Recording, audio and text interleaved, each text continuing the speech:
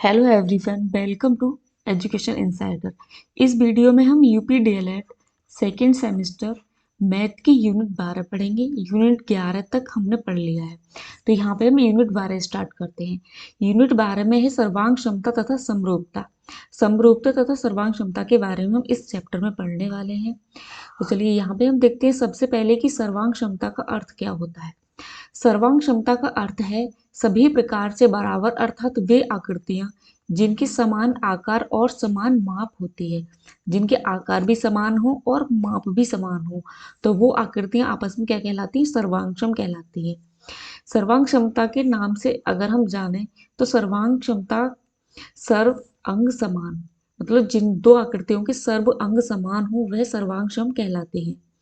तो यहाँ पे अगर हम एग्जाम्पल लें तो हमने यहाँ पे एग्जाम्पल ले रखे हैं, जैसे यहाँ पे हमने दो वर्ग ले रखे हैं, तो दोनों वर्ग क्या है? एकदम समान है, इनके सर्व अंग समान है। जैसे ये रूप में भी क्या है? वर्ग है दोनों, लेकिन आकार में भी एक बराबर है, क्योंकि इस वर्ग के भी भुजा की वैल्यू क्या है? 4, और इस वर्ग की भी भुजा की वैल्यू 4 है। तो इसके सभी अंग क्या आएंगे? समान है। तो इसीलिए ये एक दूसरे की क्या है? सर्वांगसम है। तो इसी को ही हम क्या कहते हैं? सर्वांग क्षमता बोलते हैं। वैसे ही एक ही पैकेट के बिस्कुट, जो एक ही पैकेट के बिस्कुट होते हैं, वो क्या सभी एक समान होते हैं? तो उनको भी हम सर्वांगक्षम में रखते हैं। और देखते हैं नेक्स्ट एग्जाम्पल है समान आकार तथा समान माप के त्रिभुज। समान आकार और समान माप, दोनों के आकार भी समान हो और माप भी समान हो, तो वो भी क्या कहलाएंगे? एक दूसरे के सर्वांगक्षम कहलाएंगे। जैसे हमने यहाँ पे त्रिभुज लिए हैं, तो त्रिभुज के बारे में कोई भी आकृतियां हो जिनके समान आकार और समान माप हो, वो दोनों सर्वांगक्षम कहलाते हैं। अब देखते हैं हम नेक्स्ट, सर्वांग क्षमता का चिन्ह क्या होता है। जो सर्वांगक्षम, मान के चलिए दो त्रिभुज या दो कोई भी आकृति समान है, तो हम सर्वांगक्षम लिखने की बजाय उन्हें किस चिन्ह से प्रदर्शित करेंगे? तो यहाँ पे हमने ले रखा है कि त्रिभुज ए तथा त्रिभुज बी अगर बराबर है, तो अगर हमें ये दिखाना हो कि ये एक दूसरे के सर्वांगक्षम है, तो हम इस वाले चिन्ह से प्रदर्शित करते हैं। पहले ऊपर ये लगाते हैं, फिर नीचे दो, इस चिन्ह से क्या करते हैं? प्रदर्शित करते हैं। अगर मान के चलिए ऐसे दो त्रिभुज लिखे हुए हैं, त्रिभुज ए बराबर त्रिभुज बी, इससे क्या पता चल रहा है हमें कि ये दोनों त्रिभुज जो है एक दूसरे के सर्वांगक्षम है।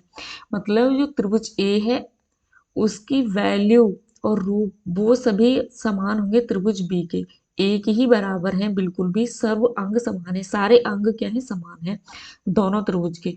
तो हम इस चिन्ह से प्रदर्शित कर देते हैं। चलिए अब देखते हैं नेक्स्ट पॉइंट, जो कि है समरूपता का अर्थ। अभी देखा हमने सर्वांगक्षमता, अब देखते हैं हम समरूपता। तो दो ऐसी आकृतियां जिनके आकार समान हो परंतु समान माप का होना आवश्यक नहीं, समरूपता कहलाती है। समरूपता वो होती है कि जो आकृतियां हैं वो तो समान हो, लेकिन जो उनकी वैल्यू या माप होती है वो समान होना आवश्यक नहीं है। तो वो सभी क्या, वो आकृतियां क्या कहलाएंगी? एक दूसरे की समरूप कहलाएंगी। जैसे हमने यहाँ पे एग्जाम्पल लिया है, तो इसमें अगर हम देखें यहाँ पे एग्जाम्पल नंबर 1 में जो हमने त्रिभुज लिए हैं, दोनों हैं तो त्रिभुज, एक एक जैसा रूप है इनका, लेकिन इनकी जो वैल्यू है वो अलग अलग है। जैसे यहाँ पे ए बी सी और ये त्रिभुज पी क्यू आर, तो दोनों की वैल्यू माप समान होगी कि ये त्रिभुज साइज में छोटा है कुछ और ये वाला बड़ा है, तो इसकी ए बी या ए सी या बी सी इनकी भुजाओं की वैल्यू कम होगी इस त्रिभुज की भुजाओं से। तो इसका मतलब है कि ये रूप में तो समान है, लेकिन इनकी जो वैल्यू है, माप है, वो समान नहीं है। तो ऐसी आकृतियों को हम क्या बोलते हैं? समरूप आकृतियां बोलते हैं। और अगर सारे अंग समान होते, इनकी माप भी समान होती, तो हम उसको सर्वांग क्षमता बोलते हैं। तो सर्वांग क्षमता और समरूपता में ये होता है कि सर्वांग क्षमता में सारे अंग समान होते हैं, और समरूपता में क्या होता है कि रूप समान होना चाहिए, चाहे उनकी माप अलग अलग हो, तो उनको हम समरूप कहते हैं। वैसे ही हमने दूसरा एग्जाम्पल लिया है सर्कल का, तो ये सर्कल क्या है? छोटा है और ये बड़ा है, लेकिन दोनों है क्या है? सर्कल। वैसे ही हमने वर्ग लिया है, तो दोनों वर्ग क्या है? तो दोनों वर्ग ही, लेकिन दोनों की वैल्यू क्या है? अलग अलग है। और उसमें क्या था?